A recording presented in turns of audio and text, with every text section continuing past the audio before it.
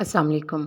आज हम टमाटर से रंग गोरा करने वाली क्रीम बनाएंगे जो न सिर्फ रंग को गोरा करेगी बल्कि चेहरे के ब्लैक हेड्स को भी कुदरती तौर पर ख़त्म करेगी। इसके लिए जो आपको चीज़ें चाहिए वो आपके किचन में ही मौजूद हैं।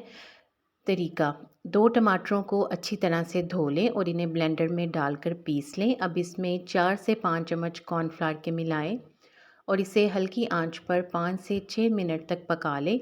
जब ये गाढ़ा हो जाए तो इसे ठंडा कर लें। जब ये अच्छी तरह से ठंडा हो जाए तो इसमें 1 नींबू का रस, 2 विटामिन ई के कैप्सूल, एलोवेरा जेल, आधा चम्मच जैतून का तेल और अर्के गुलाब शामिल करके अच्छी तरह से मिला लें। रंग गोरा करने वाली क्रीम तैयार है। इस क्रीम को रोज़ाना 2 मरतबा चेहरे पर लगाएं। 10 मिनट तक लगा रहने दें, फिर सादे पानी से चेहरे को धो लें।